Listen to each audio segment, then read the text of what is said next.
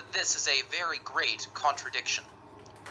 To make China rich and strong needs several decades of intense effort, which will include, among other things, the effort to practice strict economy and combat waste, i.e., the policy of building up our country through diligence and frugality. Quotation from On the Correct Handling of Contradictions Among the People, February 27th, 1957, First Pocket Edition, page 71. Diligence and frugality should be practiced in running factories and shops and all state-owned cooperative and other enterprises. The principle of diligence and frugality should be observed in everything. This people of economy is one of the basic principles, this principle of economy is one of the basic principles of socialist economics. China is a big country, but she is still very poor. It will take several decades to make China prosperous. Even then, we will still have to observe the principle of diligence and frugality. But it is in the coming few decades, during the present series of 5-year plans, that we must particularly advocate diligence and frugality, that we must pay special attention to economy.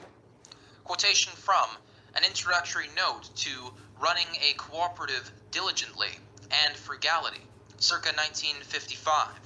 The Socialist Upsurge in China's Countryside, Chinese edition, Volume 1. Wherever we happen to be, we must treasure our manpower and material resources, and must not take a short view and indulge in wastefulness and extravagance. Wherever we are, from the very first year of our work, we must bear in mind the many years to come, the protracted war that must be maintained, the counter-offensive, and the work of reconstruction after the enemy's expulsion.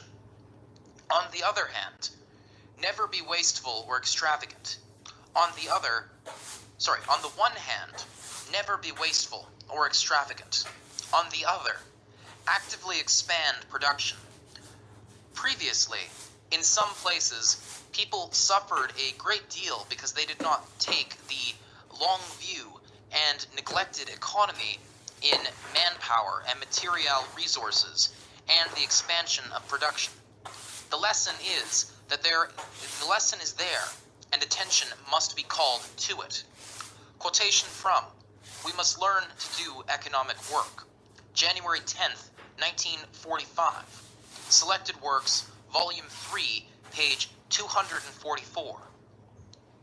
In order to speed up this restoration and development, be that of agricultural production and industrial production in small towns or otherwise, we must do our utmost in the course of our struggle for the abolition of the feudal system, to preserve all useful means of production and of livelihood, take resolute measures against anyone's destroying or wasting them, oppose extravagant eating and drinking, and pay attention to the thrift and economy.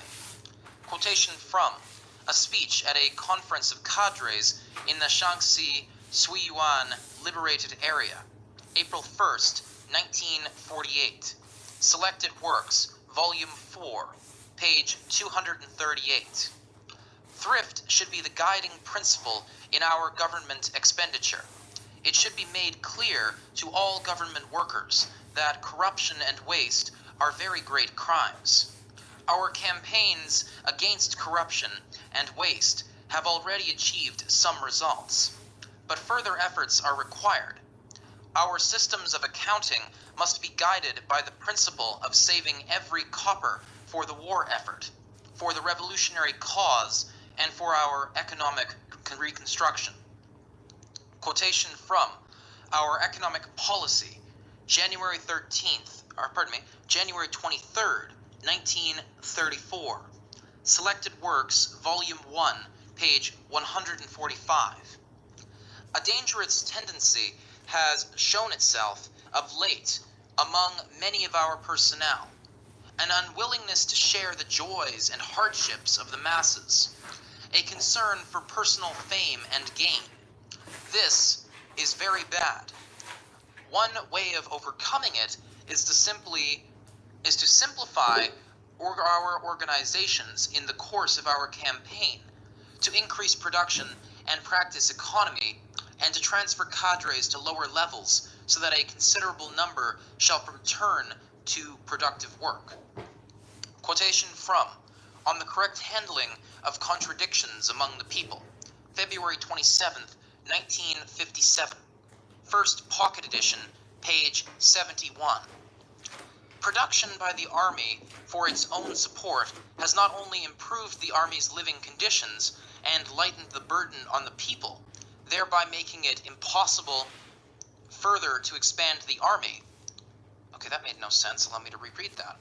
Production by the Army for its own support has not only improved the Army's living conditions and lightened the burden on the people, thereby making it further possible to expand the Army. Okay, that is not a proper sentence in the English language. The phrasing here is wrong. That should be a comma, not a period, for one, and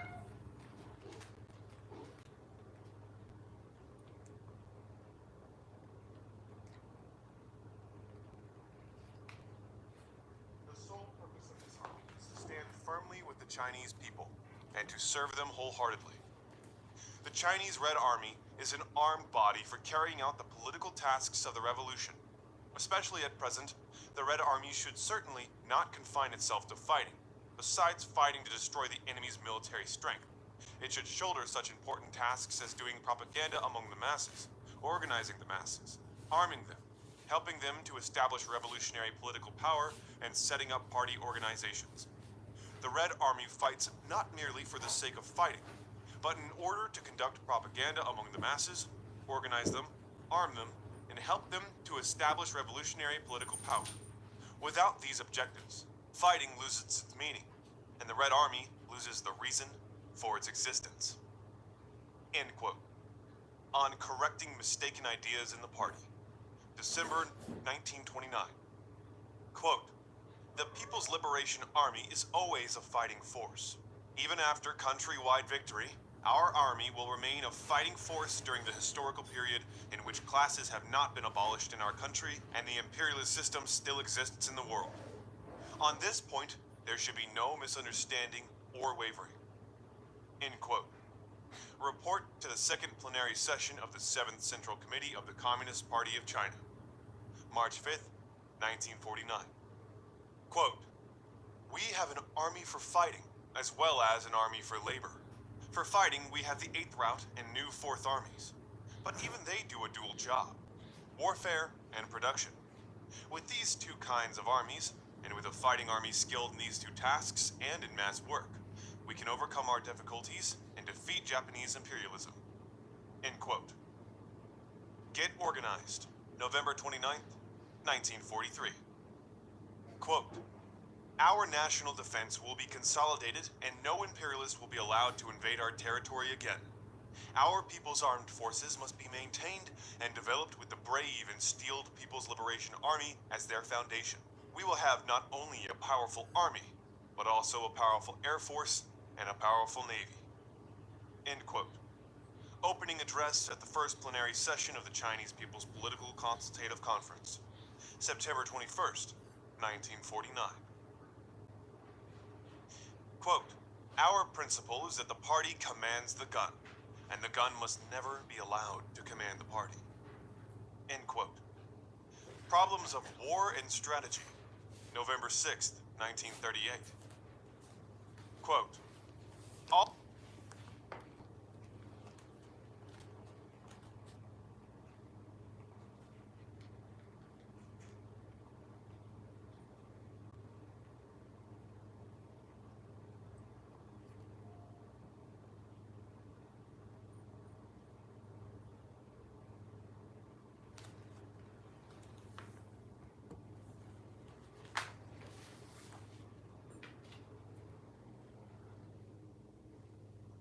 This is a guided meditation on peace, presentness, and political revolution. Find a place where you can sit comfortably perhaps resting your hands on your knees. You may wish to sit on the floor with your legs crossed. Or, if you're not too tired, you may like to lie down on your back. Whatever position suits you. Make sure that your chest is open, and you may wish to allow your eyes to gently close, or find a point in the room where you can rest your focus. Begin by noticing your breathing. Feel your chest rising and falling, your belly expanding in and out. You don't have to change the way you breathe, just becoming aware of it. In and out. Notice also that society can be thought of as being made up of groups of people with conflicting and irreconcilable economic interests, which we call classes. You don't have to change society in this moment. This is your moment, your time. Just notice class conflict and be aware of it. This will be our anchor as we proceed on this journey. And now, let's take 3 deep, relaxing breaths. As you release the air in your lungs, you may wish to repeat in your mind the topics of today's meditation. And with each breath, I invite you to experience a doubling of your relaxation. Let's take the first of these 3 breaths. Now, breathing in, peace, and out. Very good. Breathing normally in between, becoming even more relaxed with each breath. Let's take the second breath. Now. In presentness and release. Fantastic job.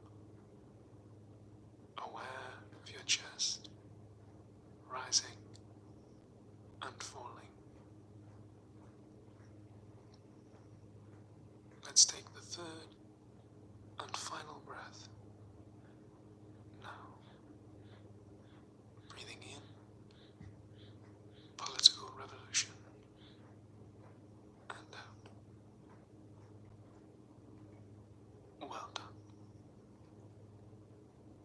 Don't worry if your breathing doesn't match the sound of my voice.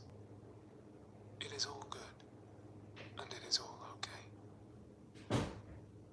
Just becoming even more aware of breath, and beginning slowly to relax. As we breathed those 3 relaxing breaths, you may have noticed a slight tingling sensation spreading from the top of your head down through your shoulders, arms, chest, right out the tips of your toes. This sensation is available to you throughout this meditation, whenever you desire.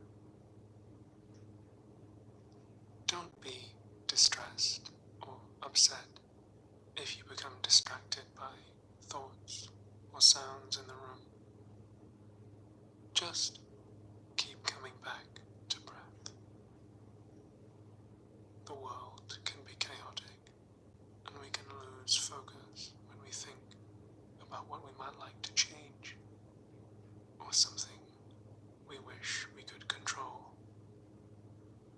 just invite yourself to come back to breath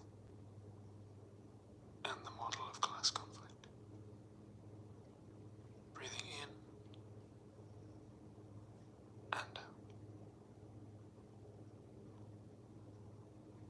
out. As you sink deeper and deeper into this relaxed state of awareness, you may begin to notice the position of your body, the surfaces you are in contact with, the temperature of the room,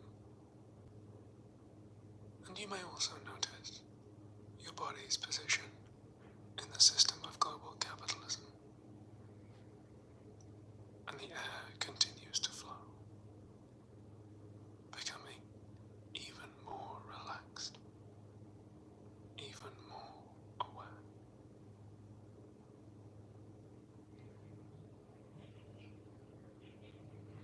Now, in this relaxed state,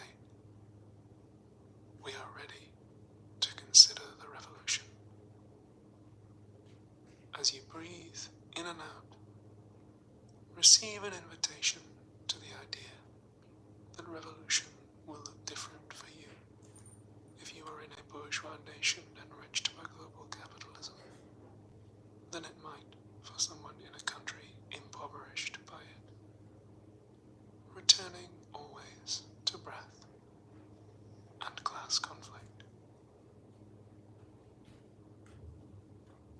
When we think about revolution, we may imagine it as destructive or violent.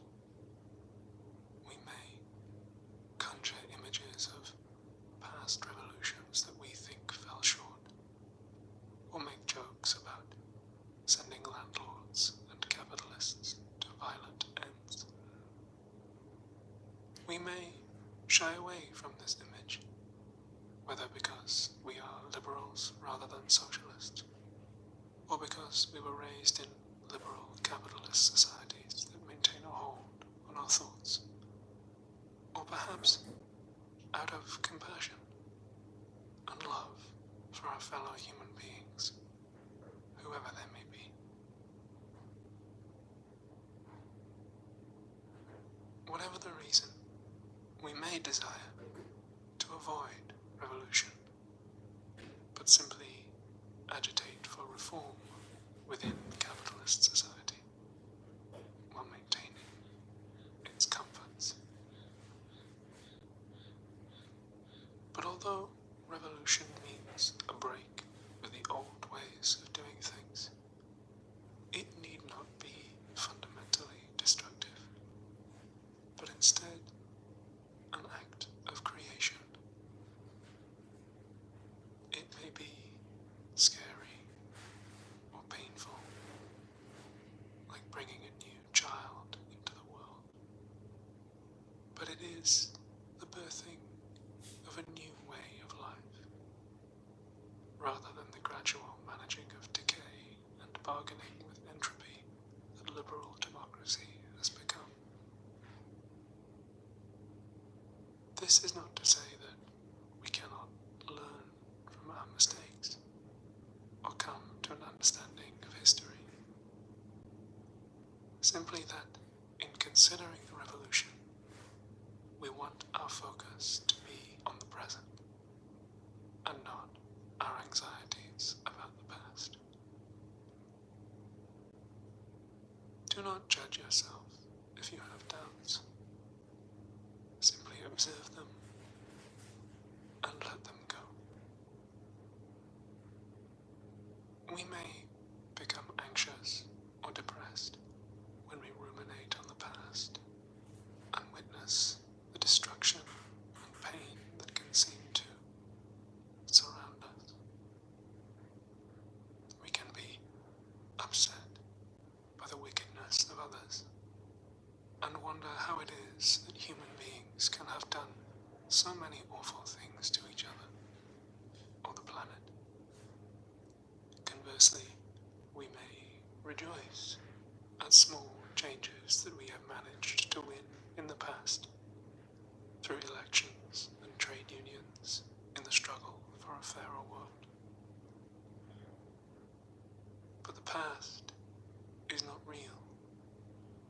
exists only in our memories, in the present, where breath and class conflict remain, and where we want our focus to be. Breathing in, peace, and out. Each breath deepening your relaxation and your awareness.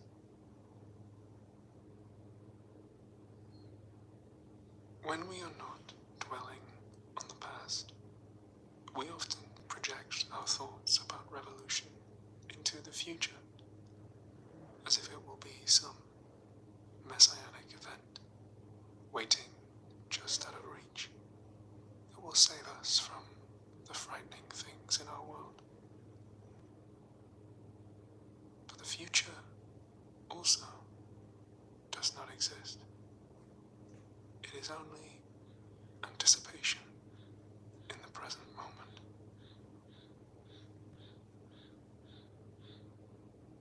When we think of the revolution as a specific event, like an armed uprising that will take place in the future, we can become concerned about whether our actions take us closer to our idea of that event or farther away. We may become fixated on the purity of our vision, focusing only on the ideal, classless future, and neglecting other forms of oppression that others struggle against in the here and now. Or we may become anxious, thinking that it is an impossible task, or that we would have nothing to contribute, imagining instead that the future revolution will be led by anti-fascist catgirls or revolutionary daddies who will do the fighting for us. This can turn us against each other, or make us doubt ourselves, wondering whether what we or those around us are doing is truly revolutionary or merely reform. It is okay to have these doubts. Simply recognize them and return to the present moment, to breath, and the desire to abolish the class system.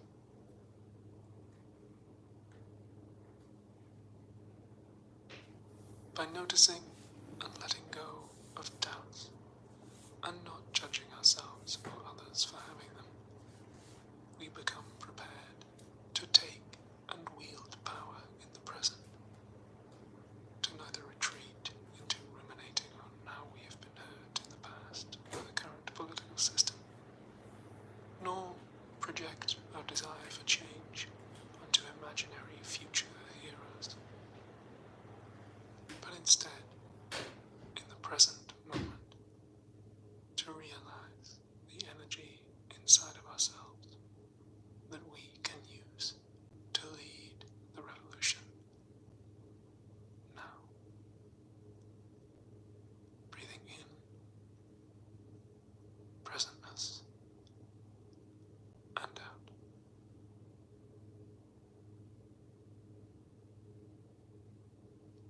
When we look at the revolution either as a distant project of the future or the redemption of the past, we often imagine it as a moral crusade, springing from the best impulses of our hearts, and someday bringing about a lasting justice.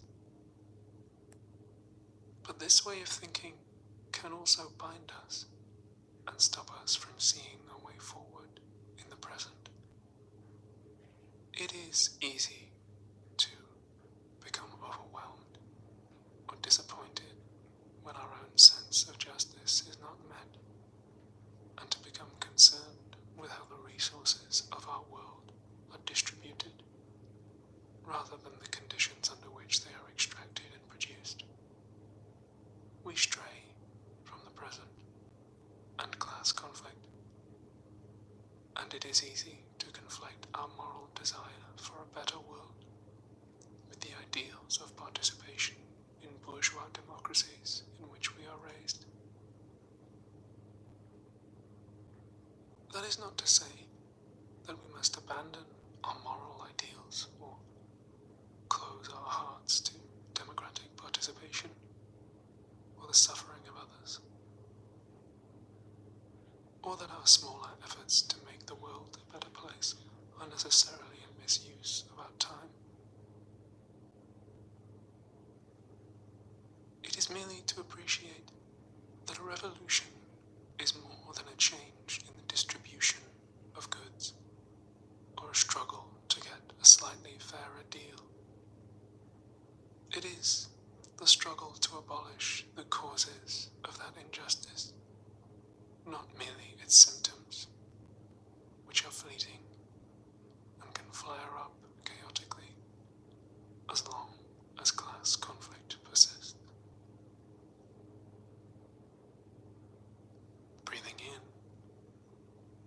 political revolution, and out, aware of your chest, your belly, that tingling sensation in your head, shoulders, chest, and down through your legs. You may become aware that you are holding tension in your neck, or your jaw, or cognitive tension brought about by trying to reconcile the internal contradictions of capitalism.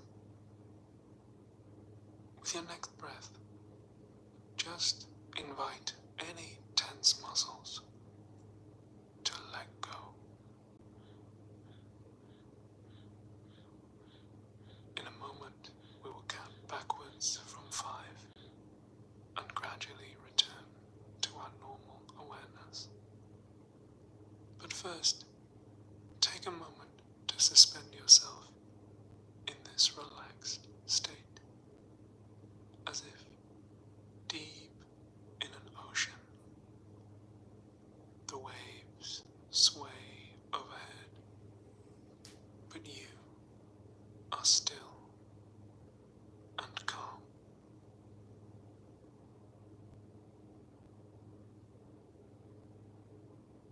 And now we will begin to surface with 5 short phrases. You may wish to repeat them in your mind or out loud, whatever is best for you. Beginning with 5. I am aware of my breath.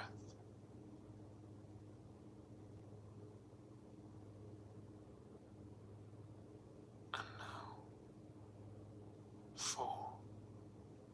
I am aware of my body, becoming more aware with each breath.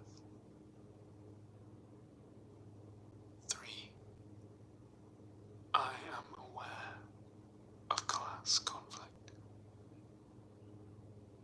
breathing in and out with 2. I am aware of the revolutionary energy inside me. And now, finally, 1. I embrace revolution in the present moment.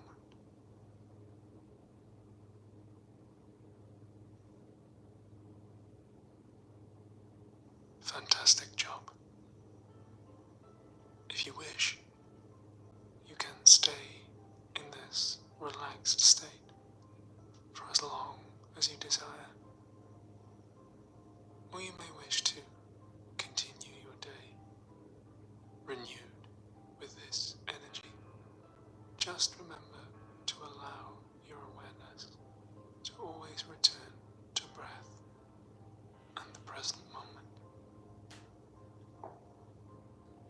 and the desire to abolish the class system.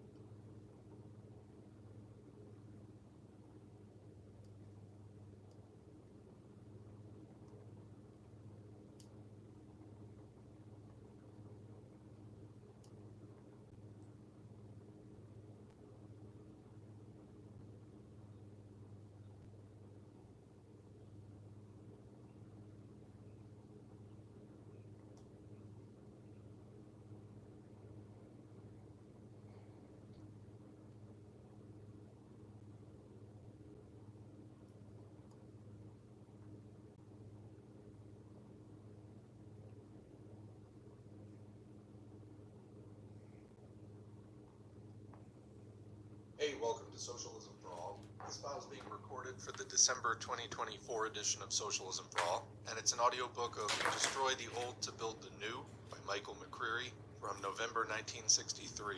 If you like this video, please click like and subscribe, and consider supporting on Patreon or Buy Me a Coffee at patreon.com/socialismforall or buymeacoffee.com/socialismforall.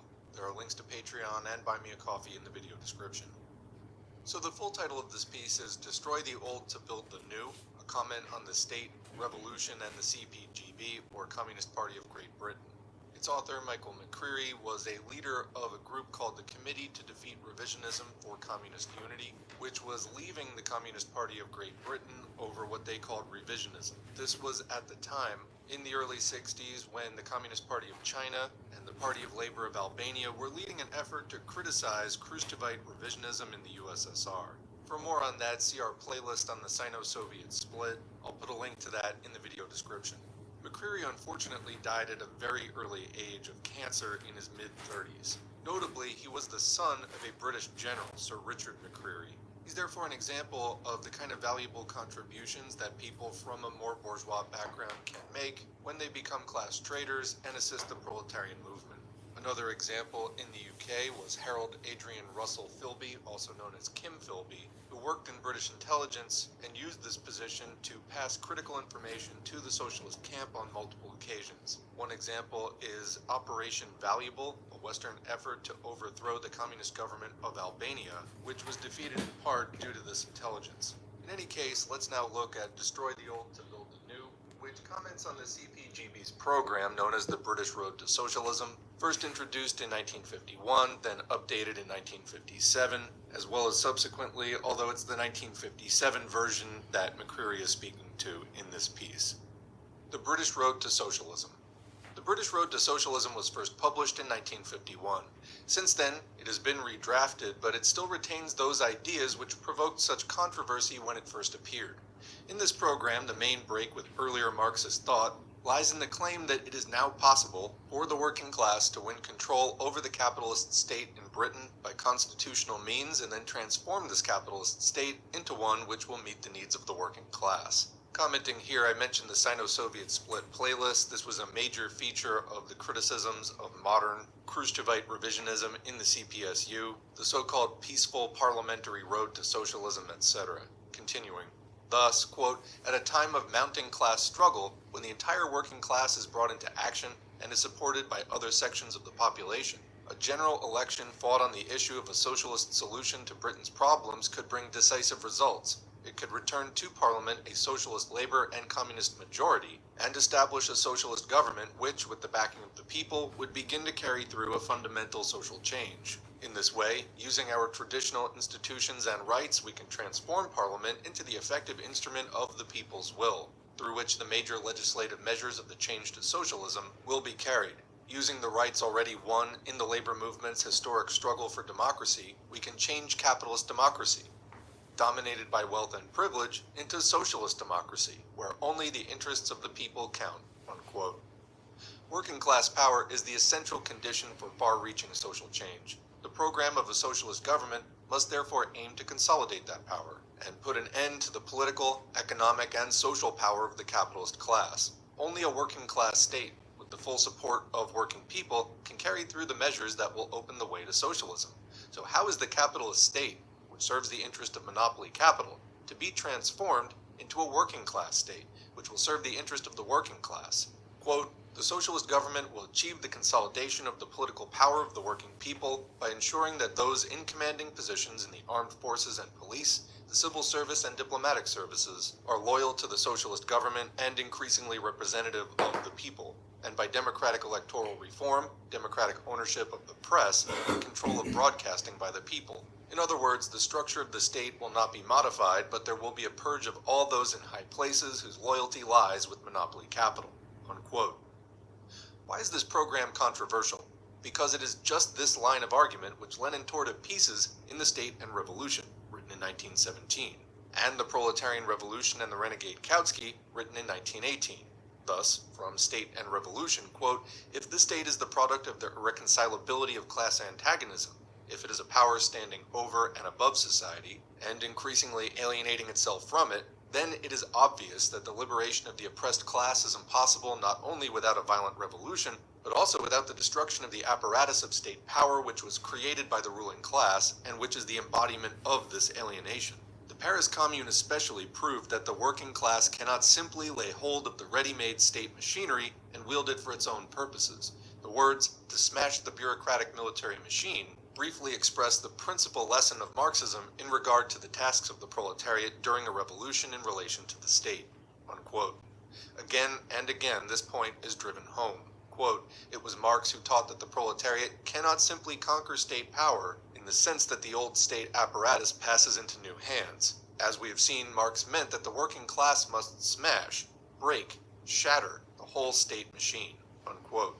Lenin emphasizes, and we in the working class movement in Britain in particular need to remember, that democracy is a form of the state. Quote, "A democratic republic is the best possible shell for capitalism, and therefore, once capital has gained control of this very best shell, it establishes its power so securely, so firmly, that no change, either of persons or institutions, or of parties in the bourgeois democratic republic, can shake it." We must also note that Engels is most definite in calling universal suffrage, or the right to vote, an instrument of bourgeois rule. Universal suffrage, he says, obviously summing up the long experience of German social democracy, is the gauge of the maturity of the working class. It cannot, never will be, anything more in the present-day state. Comment here, we talk about this from time to time on the channel with regard to do socialists vote, etc. When Engels said that voting was a gauge of the maturity of the working class and not anything more, what he explained that he meant by this was that working class parties should run in the bourgeois elections, but basically just to gain attention. In other words, to advertise their existence, and the existence of the movement to end capitalism, to disrupt capitalist politics, but to expect that they were just going to take power and take over the bourgeois state was not it. So basically it was like a head count, a sort of show of support for socialism and against capitalism, or again a gauge of the maturity of the working class. Continuing the Lenin quote, "The petty bourgeois Democrats, such as our own socialist revolutionaries, which was a party of the peasantry, and Mensheviks, similar to reformist social democrats today, and also their twin brothers, all the social chauvinists and opportunists of Western Europe, accept just this more from universal suffrage. They themselves share and instill into the minds of the working people the false notion that universal suffrage in the modern state is really capable of ascertaining the will of the majority of the toilers and ensuring its realization." Unquote. It follows that Parliament must not be regarded as the means whereby the working class win power. In criticizing a statement of Kautsky's which read, quote, "The aim of our political struggle remains, as hitherto, the conquest of state power by winning a majority in Parliament and by converting Parliament into the master of the government," unquote, Lenin wrote, quote, "This is nothing but the purest and most vulgar opportunism, repudiating revolution in deeds while accepting it in words," unquote. The real road to power for the proletariat and its allies, Marx, Engels, and Lenin maintained, was not into the parliamentary cul-de-sac, but through proletarian dictatorship. As Lenin wrote in The Proletarian Revolution and the Renegade Kautsky, quote, "The formula, dictatorship of the proletariat, is merely a more historically concrete and scientifically exact formulation of the proletariat's task of smashing the bourgeois state machine, about which both Marx and Engels, in summing up the experience of the Revolution of 1848, and still more so of 1871, spoke for 40 years, between 1852 and 1891. The capitalist state machine will be broken up by the working class, who will use their own organizations to achieve this. It is these organizations which will constitute the main weapon whereby the capitalists are overthrown. These, and not Parliament. It is these organizations which will form the nucleus of the new working class state. These, and not Parliament. Although, of course, once power has been won, and the dictatorship of the proletariat firmly established, Parliament can be transformed into an instrument of the people's will." Unquote. Until the final and decisive struggle for power, we cannot be sure just what forms these working class organizations will take. They may be councils of action, shop stewards' committees, trades councils, or some new form of organization. But in essence, whatever their form, they will be centers of working class power, Soviets. Soviet means council in Russian. The means whereby the working class exerts superior force against the capitalist state in order to win power.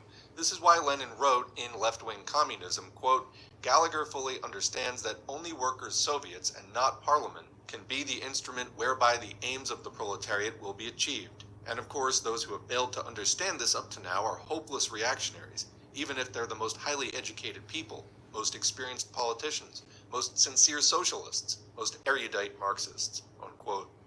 On the question of whether this road to socialism was likely to be a peaceful or a violent one, Lenin was equally adamant. In 1918, when commenting on Marx's view, expressed in the 1870s, that a peaceful transition might be possible in England and America, he wrote, quote, the revolutionary dictatorship of the proletariat is violence against the bourgeoisie, and the necessity of such violence is particularly created, as Marx and Engels have repeatedly explained in detail, by the existence of a military clique and a bureaucracy. But it is precisely these institutions that were non-existent precisely in England and in America, and precisely in the 1870s when Marx made his observations. They do exist in England and in America now, unquote. And in the 1960s, have they disappeared? For this leads us to consider the developments in the world since Lenin's time. We have seen that the British road adopts, on this question of the relation of the state to the proletarian revolution, an attitude which is identical in essentials with that advanced by right-wing opportunists in the past. But since the 1920s, there have been immense changes in the world as a whole and in Britain. Do these changes justify us today in contradicting Lenin's teaching? Let us look at one of the most recent justifications. A quote from James Klugman's article in Marxism Today of October 1960, quote, within imperialism, ever more restricted by the growing socialist system, the general crisis deepens. Imperialism is weakened, it attacks all sections of the people, not only the working class, but the peasantry, town petty bourgeoisie, intellectual and professional people, even the smaller capitalists. Imperialism becomes more reactionary. It tends more and more not only to attack the living standards of the people, but to attack the limited democratic rights that the working people have won within capitalism, to renounce national sovereignty, to reject and turn against all that is best and most progressive in its own cultural heritage. It becomes identified with a policy and strategy of nuclear war. In this situation, more and more clearly, the working class stands forth as the truly progressive force of each nation, the leader in the defense of peace, national sovereignty, liberty and democracy, the cultural heritage. Opportunities arise in a way that did not previously exist to the same extent of developing a broad political alliance around the working class for peace, democracy, independence, living standards, and cultural progress. At the same time, the ideas of socialism gain ground amongst the working people. Externally, the rise and strengthening of the socialist countries exercises a growing moral and ideological influence amongst the peoples of the capitalist countries. Moreover, the stronger the socialist camp, the more opportunity there is for preventing imperialist interventions against countries that take the socialist road. The more opportunity exists for giving economic and cultural aid to the peoples building socialism. Imperialism is no longer able to threaten, blackmail, and intervene in the old way. The conception of the British road to socialism was that, taking into account the new, more favorable relation of class forces in the world and inside Britain, taking into account the specific traditions and institutions that have developed in Britain, it was now possible for the working class to win around itself a broad popular alliance to win political power, to win a communist and genuine socialist majority in Parliament, to transform the capitalist state into a state representative of the interests of the working people, and to build socialism in Britain, not without continuous class struggle, but without armed conflict, unquote. This passage deserves a careful reading. The first 3 paragraphs outline correctly the main developments since Lenin's time, the rise of the world socialist system, and the more favorable prospect which this has created for isolating monopoly capital in Britain prior to its final overthrow, and for preventing imperialist intervention to restore the old order after a successful socialist revolution. The prospect of toppling monopoly capital is greater than in Lenin's time. The prospect that the revolution can be achieved with a minimum of violence and without prolonged civil war also greater. But even on Klugman's own analysis, the prospect of a constitutional revolution, of a legal transfer of power, is smaller. For he himself emphasizes that as imperialism weakens, and it is much weaker than it was at the beginning of the century, it, quote, tends more and more to attack the limited democratic rights that the working people have won within capitalism, unquote. We all recognize that Parliament plays a less important role within the Constitution than in the past. If any conclusion is to be drawn from this, it is that the possibility of using, quote, the specific traditions and institutions that have developed in Britain, unquote, meaning our constitutional liberties, to win power by peaceful, legal constitutional means is fainter than it was in Lenin's time. If there has been a curtailment of constitutional liberties, then constitutional advance to socialism is less likely. In fact, the conclusion which Klugman seeks to draw in the fourth paragraph simply does not emerge from the preceding evidence. Quote, imperialism, writes Klugman, becomes identified with a policy and strategy of nuclear war, unquote. But what does this entail? Greatly increased militarization of the state. In fact, as all comrades know, the bureaucracy, the military and police, and the propaganda machine have together been immensely enlarged since Lenin's time as a direct result of the deepening crisis of capitalism. If the need to smash the capitalist state machine was particularly created, quote, by the existence of a military clique and a bureaucracy, unquote, in the 1920s, then this must be even more necessary today. This immense, top-heavy military and bureaucratic apparatus, which has been built up by British imperialism to contain the growing contradictions, which threaten to disintegrate its system, can never be transformed from within by legal means. It must be smashed from without, by force. Let us look at just what is involved in achieving power by constitutional means. Quote, at a time of mounting class struggle, when the entire working class is brought into action and is supported by other sections of the population, a general election fought on the issue of a socialist solution to Britain's problems could bring decisive results, unquote. What an assortment of wishful thoughts. Consider the situation envisaged by the British Road in this passage. When is, quote, the entire working class, or even a major part of it, quote, brought into action? Only during a widespread or general strike. There have not been many such situations in British history. The general strikes of 1842 and 1926, the 1919 struggle, described so vividly in Gallagher's Revolt on the Clyde, can be cited. They were all potentially revolutionary situations which might have developed into revolution given correct revolutionary leadership of the working class. At such times, as the capitalists well know, either the workers and their allies press on to seize political power and smash the bourgeois state machine, or the bourgeoisie re-establish their grip and crush the revolutionary forces. That class which can exert superior force at the decisive moments will win the struggle for power. That is why it's essential for the revolutionary leaders to maintain the initiative, preserve the cohesion of the revolutionary class and its allies, exploit every disagreement between different sections of the bourgeoisie, and vitally important, win over decisive sections of the armed forces. Hesitation and delay at such a time would be fatal. Yet this is the moment when the Communist Party of Great Britain, instead of leading a revolution, will call for a general election. What a farce. What a negation of revolutionary leadership this would be. For such a slogan, such a demand surrenders the initiative to the ruling class. They can then decide whether or not acceptance would best serve their interests. In all probability, the demand itself would cut very little ice on either side and would only serve to isolate the CPGB from the immediate and unconstitutional struggle. It would be like throwing a stone into mountainous seas, the two great classes locked in mortal combat and the demand for a general election.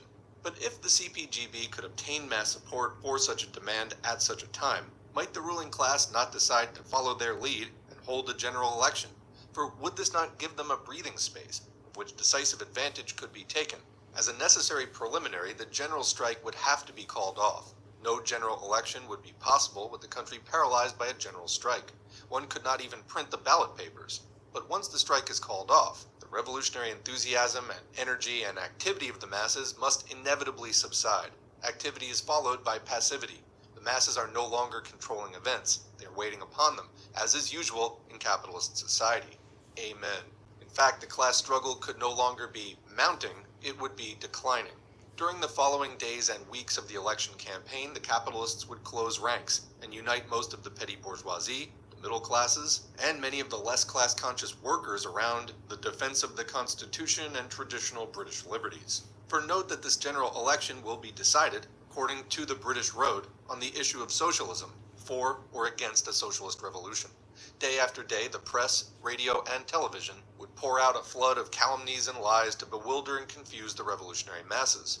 For or against Red Revolution, liberty or tyranny, the united front between the workers and their allies would soon crumble. Opportunist leaders would waver and then turn against a full socialist program, quote, at this stage. Comment, this guy knew what he was talking about, I really have to say here, I'm enjoying this. Continuing, before long, the ruling class would be in a position to isolate and strike hard at those who persisted in presenting the revolutionary alternative to capitalism. Indeed, the moon will turn blue before we succeed in winning a majority to vote for socialism within the legal framework of the capitalist constitution, and with the bourgeois state machine unbroken. But let us assume this blue moon. Parliament has been captured.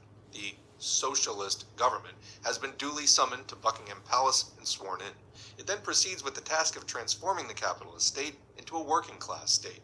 The purge of capitalist-minded civil and military authorities begins, but they're all capitalist-minded and bitterly hostile to the new government.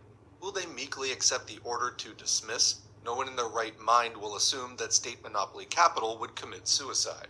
The British Road states, quote, "The capitalist class cannot be expected to surrender its wealth and power without a struggle. The big capitalists, whose interests are threatened by the advance to socialism, are likely by every means in their power, constitutional and unconstitutional, to hold back the movement.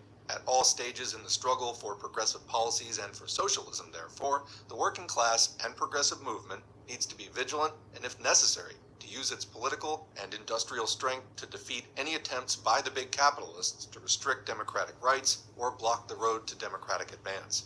This will be of particular importance when the socialist government is established and begins to carry through measures to break the economic and political power of the big capitalists. The extent to which the working class is alert and prepared to use its strength in support of the government's measures will determine whether the big capitalists accept the democratic verdict of the people or attempt to resist it by force." Unquote. In this passage, we have recognition that the ruling class may use unconstitutional means of checking the revolution if constitutional means don't suffice. But what are unconstitutional methods? Quite simply, the use of force, the use of the army, to overthrow the constitutional, quote, socialist government. How is this threat to be countered? By mobilizing, quote, the political and industrial strength, unquote, of the people. But political parties and trade unions cannot stand against an army. There's no escaping the need at some stage of the revolution for armed strength to back the political and industrial strength of the people. Only the people in arms can counter a putsch by the army. To ignore this fact is to ensure the defeat of the revolution. But it is ignored in the British road to socialism. It has been said that those who criticize the British road are dogmatists. And commenting, I'll bring in my favorite Hoja quote, one of them, dogmatic, parentheses, meaning Marxist-Leninist. Continuing, but dogmatists are surely those who stick to a point of view in the face of all the evidence. A program which revises basic Marxist teaching on the role of the state, which rejects the accumulated experience of the working class, is dogmatic beyond belief. With such an obviously false perspective, is it any wonder that there's widespread reluctance within the CPGB to accept this document? The British Road is like one of those medieval paintings, produced before the laws of perspective had been fully grasped. The foreground, our decaying capitalist society, is seen in all its ugliness. In the background, a socialist Britain stands out in full glory. But the middle distance, the intervening ground which links the two and should give coherence to the whole picture, is somehow blurred. The perspective of advance is false. For this, there is no excuse. The laws of perspective have been discovered by Marx, Engels, and Lenin, and we must apply them to Britain. That's the end of the piece. There's a note here that it was repeatedly rejected for publication in Marxism Today, monthly journal of the CPGB.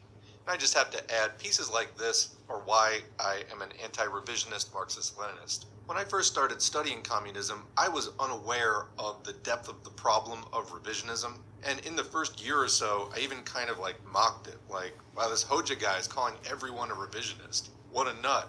But yeah, actually it was that bad. And still is. I mean, you can see what happened to the socialist camp. And still, there's dozens of parties laden with bourgeois ideology, trying vainly to resurrect a movement which is already in the grave. It's not coming back. To put a stake through the heart of imperialism as needs to be done, I've basically come to the conclusion that we need a reboot, a rebirth of this whole thing. And really, it is anti-revisionist pieces which make any kind of sense to me now when I read them, having studied the fundamentals. You know, it's easy to read some Xi Jinping without a solid basis in Marx, Engels, Lenin, etc., and to let yourself get carried away by these sort of paper-thin, very superficial populist appeals and nationalism. But after you study more, you realize it just isn't grounded in Marxism. Whatever they're doing, that's not what it is. So I stand with the criticism that McCreary launched in this piece, and with others who think and act likewise, because we're not going to get anywhere as a movement. We're not going to end capitalism. We're We're not going to have the revolutions in multiple imperial core countries that are necessary to bring this system down and keep it down by tolerating this kind of revisionism and opportunism. It's not going to lead to success, and it's the kind of thing that Lenin would have written multiple entire books about. I mean, people familiar with Lenin's works know that he probably spent 2/3 of his publication space attacking the many forms of opportunism that were prevalent in his day. Maybe more. By being anti-revisionist, we are carrying on the mantle of Lenin. And of course, everyone tries to claim this, but you gotta look at the substance. You gotta be familiar with Lenin. You have to have done the reading in order to tell who's who, what's what, which is which. And it's not about following Lenin the man per se, because, he smelled so good, he was such an outstanding human, etc. That's not the point. It's the accumulated experience of the working class, and it just so happens that in the history of this class struggle, Lenin was an excellent social scientist, analyzing many situations which are still relevant today because the same class forces are in motion. We're still in the same basic historical moment, and it's vital knowledge that Lenin helped to uncover and shine a light on. It's super relevant, and there's no point to just reinventing the wheel by trying to vibe it out when we already have all this history, so that's why we do this study. So, this piece also comes with an addendum. It's titled 2 Letters on the Need to Build a Marxist-Leninist Party in England, Scotland, and Wales. We're going to read both of them. Here's letter 1. Dear Jim, we can agree that an opportunist faction which controls the party organizationally has, over a period of years, denied the press to Leninist arguments, with occasional exceptions, and denied branches the right to hear speakers put the Leninist view on theoretical and practical questions. That they have a mass base for their line does not alter the fact. This faction has, therefore, not operated the basic principles of democratic centralism over many years. These principles must be operated in order to achieve a correct line and advance those slogans which meet the needs of the party and the working class in each historical period. We cannot arrive at the truth as a party and act upon that correct understanding of objective reality when the basic methods of party work are being flouted by the party leadership, which, through its organizational control over the party, is self-perpetuating. The argument, therefore, which you advance, that we must work to win a majority of the party to our way of thinking, by working away within the permitted framework laid down by the opportunist leadership, is not a correct one, because the means whereby party opinion can crystallize around a correct subjective understanding of the objective world do not exist. The facts on Yugoslavia, India, Albania, etc. are not printed in the party press, and only appear, if at all, in distorted form in the capitalist press. How can the majority ever be won under such circumstances, no matter how rapidly objective conditions develop? Looked at another way, I'm saying that a Marxist-Leninist, a communist party, does not yet exist in Britain. Our job is to create one, and that cannot be done without organizing, uniting the Marxists to fight the revisionists for the minds of the militant workers, a big proportion of whom remain within the CP because of its association with the revolutionary traditions of other peoples, notably the peoples of the USSR, and because it alone claims to stand for a socialist alternative to capitalism. It is necessary to begin by pulling together an alternative leadership to the Social Democrats who captured the party organization, and that cannot be done without breaking party rules as operated by them, in defense of democratic centralism. To quote Lenin describing what I maintain is an analogous situation, quote, "It is the fact that the whole of the German Social Democratic Party, and the same is true of the French and other parties, does only that which pleases Südicum, or which can be tolerated by Südicum. Nothing else can be done legally. Everything honest, everything really socialistic that is done in the German Social Democratic Party is done in opposition to its centers, is done by avoiding its central committee and central organ, is done by violating organizational discipline, is done in a factional manner in the name of anonymous new centers of a new party, as was the case, for instance, with the manifesto issued by the German lefts and published in the Berner Tagmacht on 31st May of this year. As a matter of fact, a new party is growing up, gaining strength and being organized, a real workers' party, a real revolutionary social democratic party, unlike the old, rotten, National Liberal Party of Legin, Südicum, Kautsky, Hausa, Scheidemann and Company. It is necessary to proceed to the building of a revolutionary organization. This is demanded by the changed historical situation. It is demanded by the epoch of proletarian revolutionary action. But it is possible to proceed in this direction only over the heads of the old leaders, the stranglers of revolutionary energy, over the heads of the old party, by destroying it." Unquote. That's from Collapse of the Second International. We have that here on the channel. In practice, one cannot separate the party from the leadership around which it has been built up over many decades. To talk of winning a majority against them within the rules they operate is to dream of the impossible. You, as an educated Marxist of deep conviction and of strong character, have influenced maybe 50 comrades over recent years by standing firm as an individual against strong moral pressure and operating within the permitted legal framework. But how many who have not chanced to meet you or other Marxists within their branch have been lost to our movement in the past 20 years? Comrades of energy and enthusiasm, whose development into Marxists could not proceed without help from those of greater experience. For every one that individuals such as ourselves have been able to influence, 10 have been lost to the movement. The social democratic leadership of our party will never budge from their general line of pushing the existing labor movement, unions, co-op, and Labor Party into more radical actions, but always within the confines of imperialism, within the laws of our capitalist constitution. They will continue to cover this general line of betrayal with a thin pseudo-Marxist fig leaf. This is their role objectively. Whatever their subjective motives, objectively they have betrayed the working class. This general line which they represent, and the organization which they have built up around them to implement it, is not Marxist. It cannot be changed from within. We can only build a revolutionary Marxist party by smashing the old party, by appealing over the heads of the leadership of the CPGB to all honest militants within the working class movement. All best wishes, Michael McCreary. Commenting, I don't know how many people have described a very similar, if not the exact same situation within the CPUSA today. And continuing on to the second letter now. Dear Jack, many thanks for your letter. I am sorry that John and Mary don't yet see the need for an alternative party built around an alternative leadership.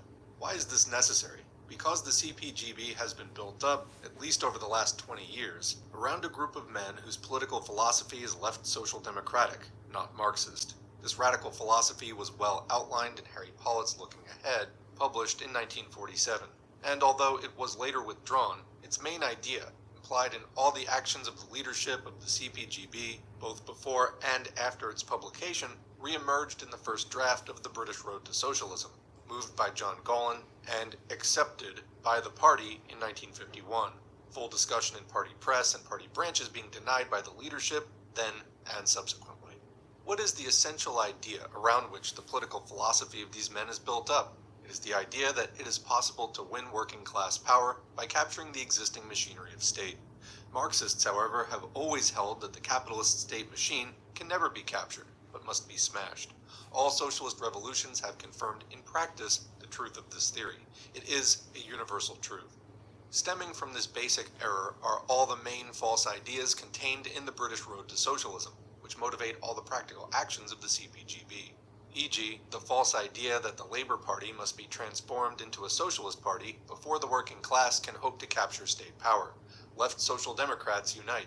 The false idea that the trade unions, organizations with an economic aim, have it within their power to transform the political character of the Labor Party, tied as it is to the capitalist constitution, hook, line, and sinker, which implies that the trade unions can be transformed into political organs of the working class via the capture of leading positions in them by communists and left socialists. Either we pursue a general line of turning toward the working class, the mass of the people, to mobilize them for action against capitalism, despite capitalist laws, the capitalist constitution, or we pursue a general line of attempting to capture the existing legal organizations, economic and political, in which workers are to be found, with the aim of capturing finally the machinery of the state within which they operate.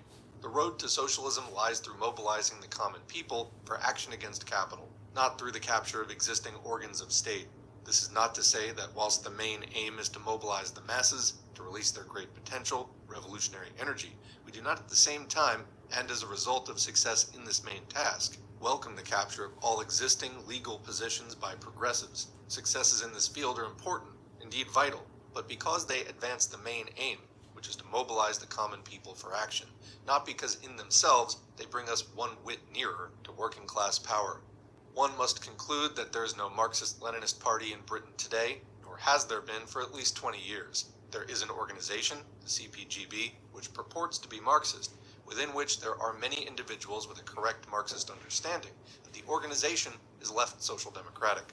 This is the practical result of implementing radical bourgeois philosophy. There is no real mass line. There is only constitutional work within the legal framework of imperialist Britain. To restrict party work to this is to abandon the aim of revolution, to become an appendage of the Labor Party, itself an appendage of the capitalist state. In your letter you recognize, and this is the essential and vital point of agreement between us, quote, the need to build up a cadre force capable of producing an alternative leadership inside a real Marxist party, unquote. The only doubt I have with regard to this formulation is to the word inside. Leadership is not inside, but of a Marxist party, because a Marxist party can only be built up around a Marxist leadership. You will know that no social democratic party has ever been one for Marxism. The present leadership has built up the party around itself and in its own image. Further, all Marxist parties have had small beginnings. It was a handful of men who founded the Bolshevik Party, the Communist Party of China, the Cuban Revolutionary Party, etc. When you write, quote, do you agree that to the extent to which we win support inside the CP now, and when the time comes when we find ourselves in a position to create the real alternative, i.e. a real Marxist party, that we can be stronger to the extent of saving us time, valuable time, for building up a strong cadre force, unquote, you are, in effect, postponing the establishment of an alternative leadership on the grounds that we have not yet a sufficient number of cadres to establish this leadership. This is not true. Marx and Engels were only two, but they regarded themselves, and correctly, as a party leadership, and fought to win mass support for the correct line they advanced for over 40 years.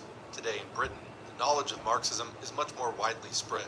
There are more than two who can now collectively establish that Marxist leadership which the working class and working people must turn to as conditions deteriorate in Britain. But the growth of a Marxist party can only follow the establishment of a leadership. It cannot precede it. In effect, you are asking for the impossible. Can the establishment of a leadership be achieved without a breach of the rules of the CPGB as interpreted by the revisionists? No, it cannot, any more than state power can be won without breaking capitalist laws. The breach of democratic centralist procedure by a revisionist faction forces Marxists to unite in defense of democratic centralism. That is the significance of the appeal which I am proposing that you sign. It unites Marxists within the party in defense of the basic principles of communist work, through operation of which collective opinions can be formed and collectively acted upon. The truth can be arrived at in no other way than by observation of the principles of democratic centralism. When you write, quote, it needs to be remembered that the basic unit of Communist Party organization is the branch, not the individual, unquote, as a reason for opposing the appeal. Your remark only makes sense in the light of an assumption that the Communist Party is a Marxist party which is implementing the principles of democratic centralism. But you well know that it is not.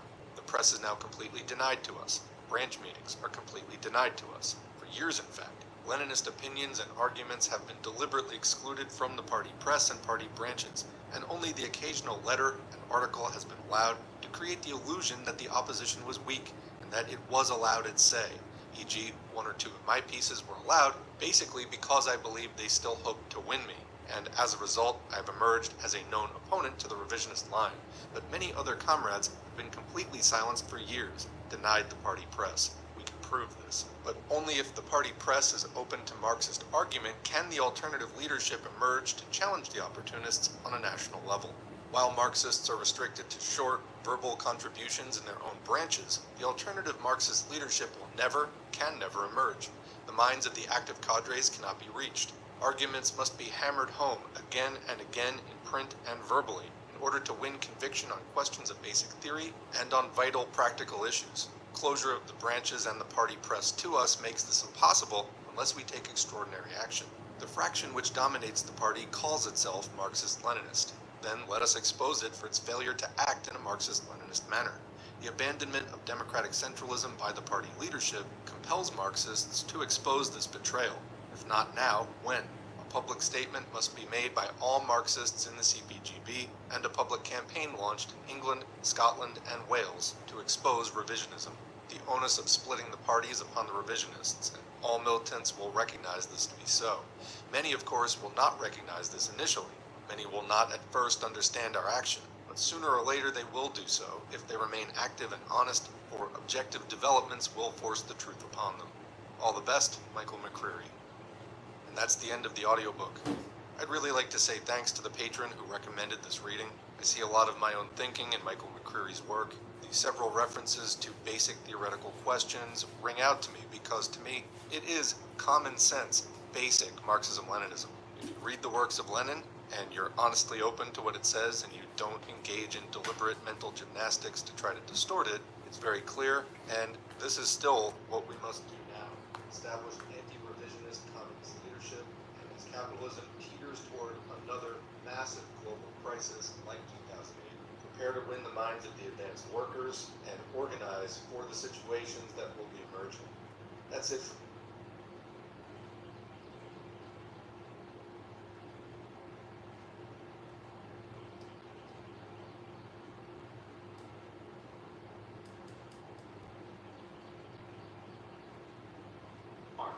About principles of orientation, about the manner of treating the civil population, about fighting, etc. But the precious time of the guerrilla band is not to be consumed in methodical teaching. This begins only when there is a large liberated area and a large number of persons are needed for carrying out a combat function. Schools for recruits will then be established. These schools then perform a very important function. They are to form new soldiers from persons who have not passed through that excellent sieve of formidable privations, guerrilla combatant life. Other privations must be suffered at the outset to convert them into the truly chosen.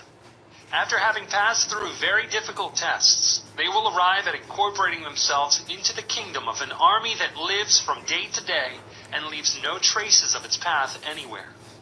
They ought to perform physical exercises, mainly of two types: an agile gymnastic with training for war of a commando type, which demands agility in attack and withdrawal, and hikes that are hard and exhausting, that will serve to toughen the recruit for this kind of existence. Above all, they should live in the open air. They should suffer all the inclemencies of the weather in close contact with nature, as the guerrilla band does. The school for recruits must have workers who will take care of its supply needs. For this, there should be cattle sheds, grain sheds, gardens, dairy, everything necessary, so that the school will not constitute a charge on the general budget of the guerrilla army. The students can serve in rotation in the work of supply, either as punishment for bad conduct, or simply as volunteers. This will depend upon characteristics proper to the zone where the school is being held. We believe that a good principle is to assign volunteers and to cover the remaining work quotas with those who have the poorest conduct and show the poorest disposition for learning warfare. The school should have its small medical organization with a doctor or nurse, according to the possibilities. This will provide the recruits with the best possible attention. Shooting is the basic apprenticeship. The guerrilla fighter should be carefully trained in this respect, so that he will try to expend the least possible amount of ammunition. He begins by practicing what is called dry shooting. It consists of seating the rifle firmly on any kind of wooden apparatus. Without moving or firing the rifle, the recruits direct the movement of a target until they think they have a hole at the center exactly in the line of sight. A mark is made on the blackout board that remains stationary. If the mark for 3 tries gives a single point, this is excellent. When circumstances permit, practice with .22 caliber rifles will begin. This is very useful. If there is an excess of ammunition or a great need for preparing soldiers, opportunity will be given to fire with bullets. One of the most important courses in the school for recruits, one which we hold to be basic and which can be given in any place in the world, is in meeting attack from the air. Our school had been positively identified from the air and received attacks once or twice daily. The form in which the students resisted the impact of these continuous bombardments on their regular places of instruction virtually showed which of the young men had possibilities for becoming useful soldiers in battle. The important thing, that which must never be neglected in a school for recruits, is indoctrination. This is important because the men arrive without a clear conception as to why they come, with nothing more than very diffuse concepts about liberty, freedom of the press, etc., without any clear foundation whatever. Therefore, the indoctrination should be carried out with maximum dedication and for the maximum amount of time possible. These courses should offer elementary notions about the history of the country, explained with a clear sense of the economic facts that motivate each of the historic acts, accounts of the national heroes and their manner of reacting when confronted with certain injustices, and afterwards an analysis of the national situation, or of the situation in the zone. A short primer should be well studied by all members of the rebel army, so that it can serve as a skeleton of that which will come later. There should also be a school for training teachers, where agreement can be reached on the choice of texts to be used, taking as a basis the contribution that each book can make to the educational process. Reading should be encouraged at all times, with an effort to promote books that are worthwhile, and that enlarge the recruit's facility to encounter the world of letters and great national problems. Further reading will follow as a vocation. The surrounding circumstances will awaken new desires for understanding in the soldiers.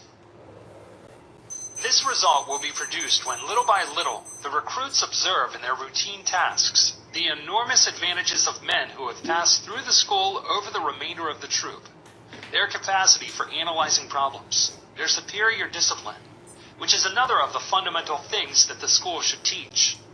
This discipline should be internal, not mechanical, but justified by reasons, and designed to produce formidable benefits in moments of combat. 10. The organizational structure of the army of a revolutionary movement. As we have seen, a revolutionary army of a guerrilla type, whatever its zone of operations, should also have a non-combatant organization for the performance of a series of extremely important auxiliary missions. We shall see later that this whole organization converges to lend the army maximum help, since obviously the armed fight is the crucial factor in the triumph. The military organization is headed by a commander-in-chief, in the case of the Cuban experience by a commandant, who names the commanders of the different regions or zones. These latter have authority to govern their respective territories of action, to name column commanders, that is to say, the chiefs of each column, and the other lower officers. Under the commander-in-chief, there will be the zone commanders. Under them, several columns of varying size, each with a column commander. Under the column commanders, there will be captains and lieutenants, which, in our guerrilla organization, were the lowest grade. In other words, the first rank above the soldiers was the lieutenant. This is not a model but a description of one reality, of how the organization worked in one country, where it proved possible to achieve triumph over an army that was fairly well organized and armed. Even less here than in other respects is our experience a pattern. It simply shows how, as events develop, it is possible to organize an armed force. The ranks certainly have no importance, but it is important that no rank should be conferred that does not correspond to the effective battle force commanded. Ranks should not be given to persons who have not passed through the sieve of sacrifice and struggle, for that would conflict with morality and justice. The description given above refers to a well-developed army, already capable of waging a serious combat. In the first stage of the guerrilla band, the chief can take the rank he likes, but he will still command only a small group of men. One of the most important features of military organization is disciplinary punishment. Discipline must be one of the bases of action of the guerrilla forces. This must be repeated again and again. As we have already said, it should spring from a carefully reasoned internal conviction. This produces an individual with inner discipline.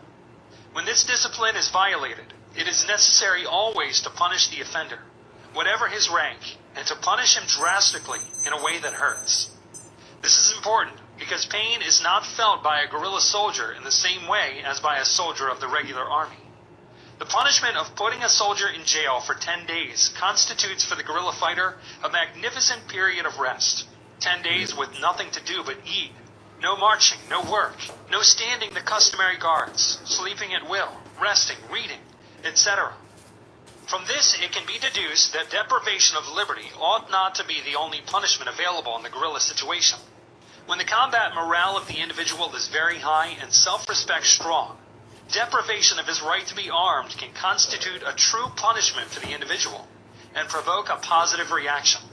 In such cases, this is an expedient punishment. The following painful incident is an example. During the battle for one of the cities of Las Villas province, in the final days of the war, we found an individual asleep in a chair while others were attacking positions in the middle of the town. When questioned, the man responded that he was sleeping because he had been deprived of his weapon for firing accidentally. He was told that this was not the way to react to punishment, and that he should regain his weapon, not in this way, but in the first line of combat. A few days passed, and as the final assault on the city of Santa Clara began, we visited the first aid hospital. A dying man there extended his hand, recalling the episode I have narrated, affirmed that he had been capable of recovering his weapon and had earned the right to carry it. Shortly afterwards, he died. This was the grade of revolutionary morale that our troop achieved through the continual exercise of armed struggle. It is not possible to achieve it at the outset, when there are still many who are frightened, and subjective currents serve to put a brake on the influence of the revolution. But finally it is reached through work, and through the force of continual example. Long night watches and forced marches can also serve as punishments, but the marches are not really practical, since they consume the individual to no purpose other than that of punishment, and they require guards who also wear themselves out. The guards suffer the further inconvenience of having to keep a watch on the persons being punished, who are soldiers of scant revolutionary mentality. In the forces directly under my command, I imposed the punishment of arrest with privation of sweets and cigarettes for light offenses, and a total deprivation of food for worse offenses. The result was magnificent, even though the punishment was terrible. It is advisable only in very special circumstances. Appendices. 1. Organization in secret of the first guerrilla band. Guerrilla warfare obeys laws, some derived from the general laws of war, and others owing to its own special character.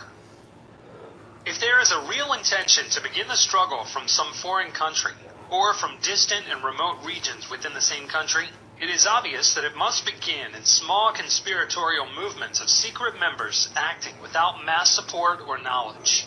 If the guerrilla movement is born spontaneously out of reaction of a group of individuals to some form of coercion, it is possible that the later organization of this guerrilla nucleus to prevent its annihilation will be sufficient for the beginning. But generally, guerrilla warfare starts from a well-considered act of will. Some chief with prestige starts an uprising for the salvation of his people, beginning his work in difficult conditions in a foreign country. Almost all the popular movements undertaken against dictators in recent times have suffered from the same fundamental fault of inadequate preparation. The rules of conspiracy, which demand extreme secrecy and caution, have not generally been observed.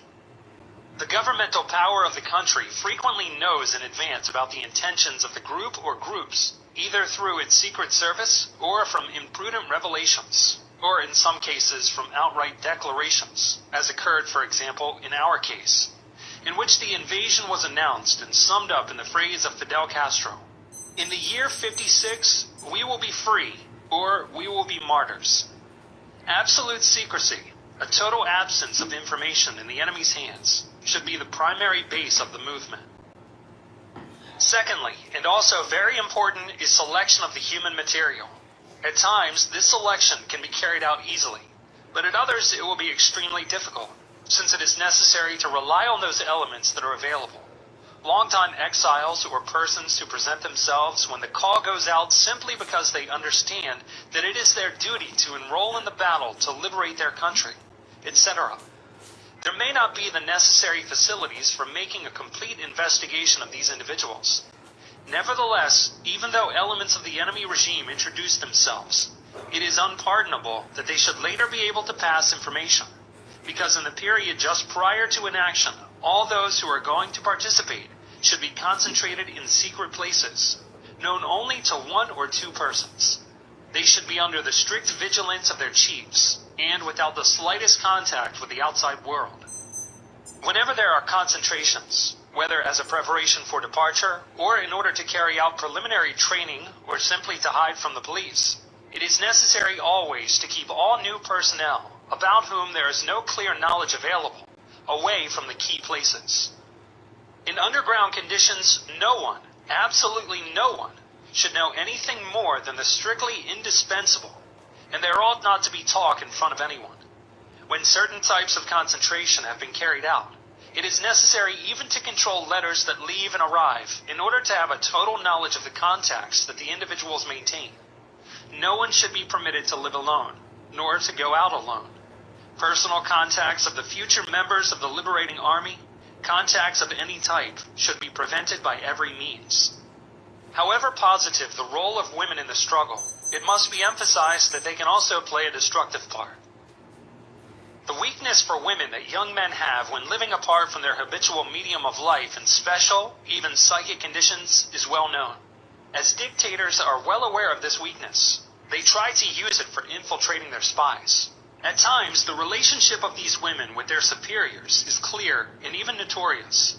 At other times, it is extremely difficult to discover even the slightest evidence of contact.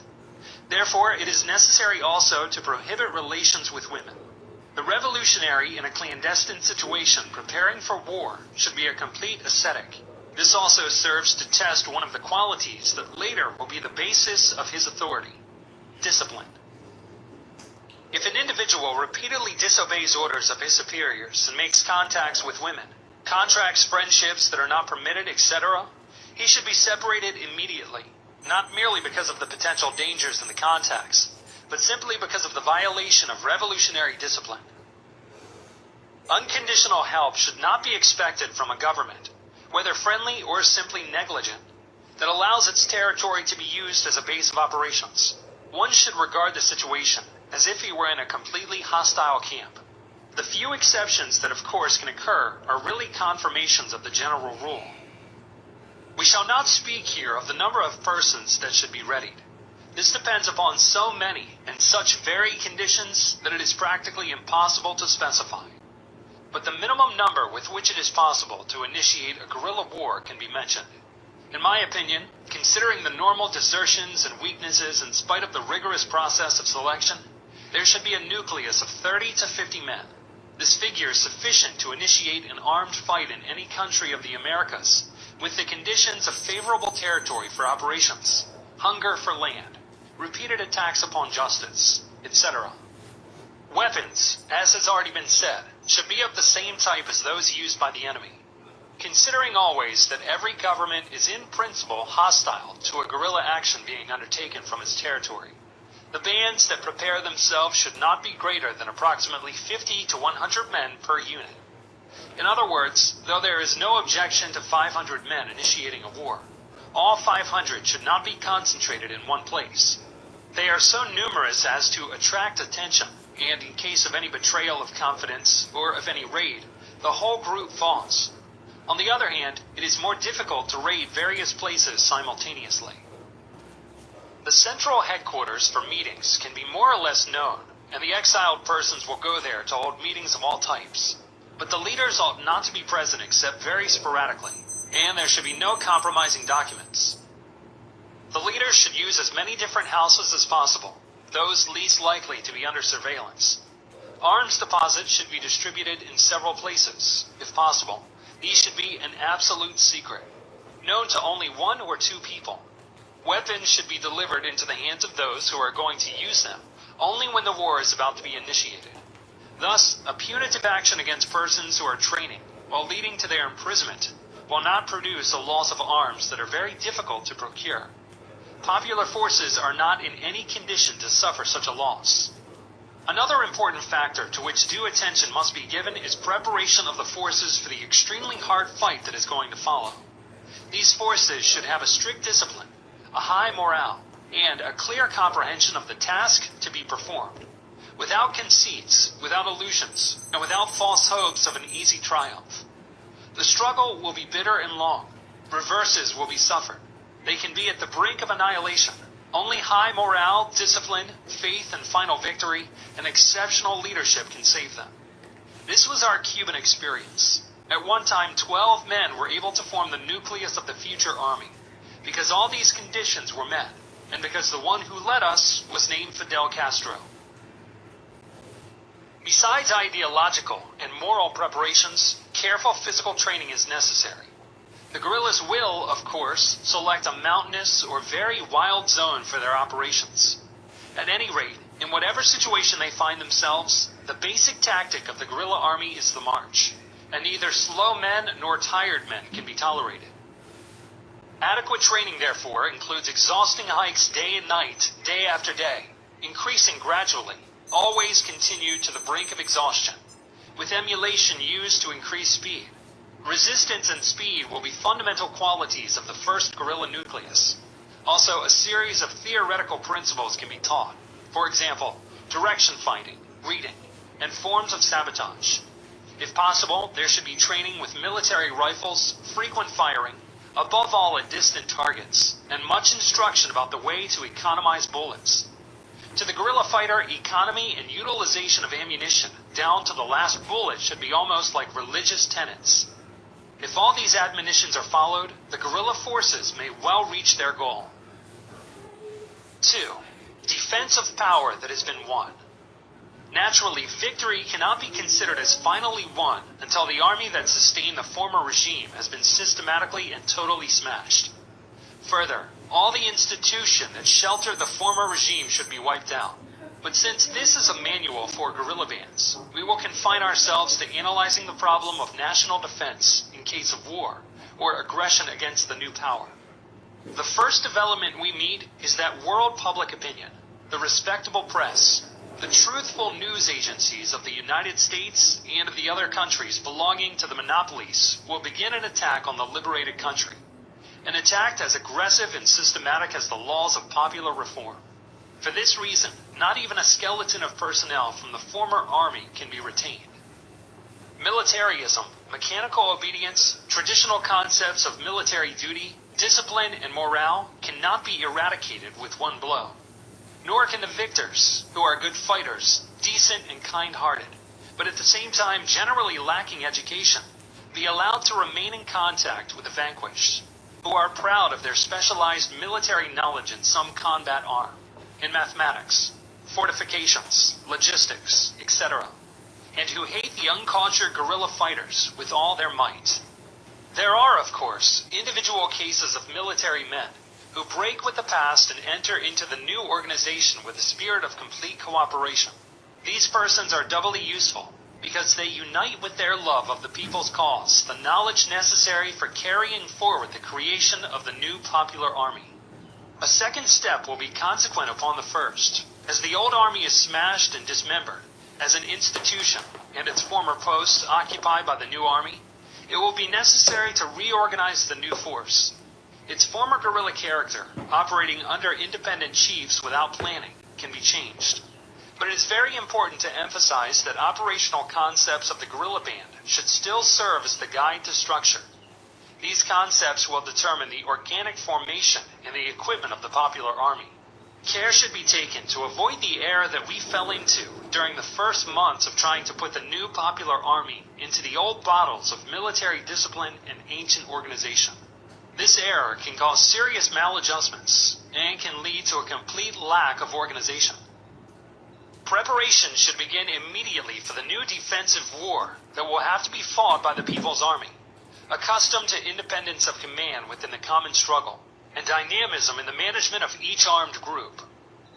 This army will have two immediate problems. One will be the incorporation of thousands of last-hour revolutionaries, good and bad, whom it is necessary to train for the rigors of guerrilla life and to give revolutionary indoctrination in accelerated and intensive courses. Revolutionary indoctrination that gives the necessary ideological unity to the army of the people is the basis of national security, both in the long and short runs. The other problem is the difficulty of adaptation to the new organizational structure. A corps to take charge of sowing the new truths of the revolution among all the units of the army should immediately be created. It should explain to the soldiers, peasants, and workers who have come out of the mass of the people the justice and the truth of each revolutionary act, the aspirations of the revolution, why there is a fight, why so many companions have died without seeing the victory. United to this intensive indoctrination, accelerated courses of primary instruction that will begin to overcome illiteracy should also be given, in order to improve the rebel army gradually until it has become an instrument of high technical qualifications, solid ideological structure, and magnificent combat power. Time will create these three qualities. The military apparatus can continue to be perfected as time goes on. The former combatants can be given special courses to prepare them to serve as professional military men, who will then give annual courses of instruction to the people joining voluntarily or by conscription. This will depend on national characteristics, and rules cannot be stated. From this point forward, we are expressing the opinion of the command of the rebel army with respect to the policy to be followed in the concrete Cuban situation. Given the menace of foreign invasion, the conditions of the modern world at the end of 1959, or the beginnings of 1960, with the enemy in sight, analyzed, evaluated, and awaited without fear. In other words, we are no longer theorizing for the instruction of others about what has already been done. Rather, we theorize about what has been done by others in order to apply it ourselves in our own national defense. As our problem is to theorize about the Cuban case and locate and test our hypothesis on the map of American realities, we present as an epilogue the following analysis of the Cuban situation, its present and its future. Epilogue. Analysis of the Cuban situation, its present and its future. A year has now passed since the flight of